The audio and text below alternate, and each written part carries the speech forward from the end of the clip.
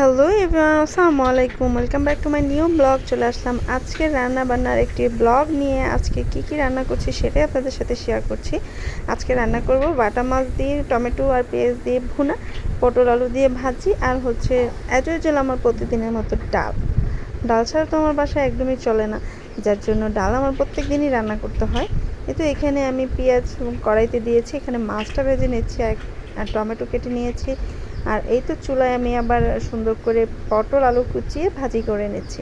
আসলে বাসায় পটলটা কেউই পছন্দ করে না, আমি পার্সোনালি আমিও পছন্দ করি না, কারণ হচ্ছে পটলের বিচিটা আমার খুবই বিরক্ত লাগে।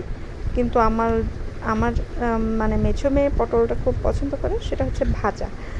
চিন্তা করলাম যে পটলটা ওকে ভেজে দিয়েছে, আর কিছু পটল ছিল, অনেক দিন হয়ে গেছিলো পটল নিয়ে আসছিলো, পটল খাওয়াই হয় না।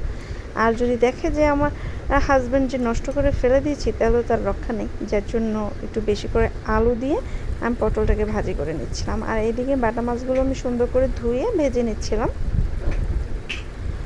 বাটা মাছটা আসলে আমার শাশুড়ি খুব পছন্দ করে, যার জন্য বাটা মাছটা এনেছিল মাইশার বাবা। এই তো পটল আমার বাটা মাছটা টমেটো দিয়ে ভুনা করা শেষ।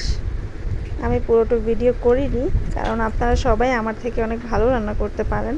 দেখা যাবে যে আমি কেমনভাবে রান্না করলাম, আবার আমাকে কমেন্ট করবেন রান্না করেছে, যার জন্য আমি আর পুরো ফুল ভিডিও করলাম না। আমি আপনাদের জাস্ট শেয়ার করলাম আমি কিভাবে রান্নাটা, জাস্ট এই। আর ওইদিকে আমি আবার, আমার মেয়ে এই মাছ খাবে না, ও বলতেছিল ঝাটকা মাছ ছিল, আবার একটু ইলিশ মাছের পাগল ছিল। বাসায় ইলিশ মাছ ছিল না, জাটকা মাছ ছিল, বললো যে এটা ভেজে দিই, ও এটা একটু খাবে, যার জন্য ওর জন্য আমি আবার ভেজে নিচ্ছিলাম। 4 পিস ভেজেছিলাম, তো 2 পিস আমি তরকারিতে দিয়ে ফেলেছিলাম ওই মাছের সাথে, আর 2টা পিস এইভাবে রেখে দিয়েছিলাম। এই তো। আর মানে ভাজিটু করার পরে দেখলাম একটুখানি হয়ে গেছে, তারপরে আমি ওই ফ্রাই প্যানটার থেকে তাওয়ায় নিয়ে আসলাম, মাছ ভাজার তেলের মধ্যে আবার সুন্দর করে ভাজিটাকে দিয়ে একদম ভাজা ভাজা করে নিচ্ছিলাম। আর এইদিকে মাছের সাথে আবার 2টা ঝাটকা মাছ দিয়ে দিয়েছি, কারণ ওই ইলিশ মাছের ঘ্রাণটা পাবে আমার মেয়ে, যার জন্য একটু ভাত খাবে, নইলে ও আবার অন্য মাছ খেতে পারে না। আর আমার বড় মেয়ে তো মাছই খায় না, ওর জন্য একটু আছে, গতকালকের গরু মাংসের তরকারিটা আছে ওর জন্য। এই তো আমার রান্নাটা প্রায় শেষ মাছের। আর এই যে এখানে আমার ডাল, আর এই যে গরুর মাংসের তরকারি ছিল গতকালকে বড় মেয়ের জন্য, আর এইখানে পটল ভাজি।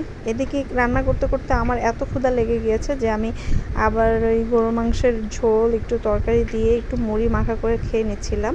আজকে ব্লগটা এই পর্যন্তই, সবাই ভালো থাকবেন।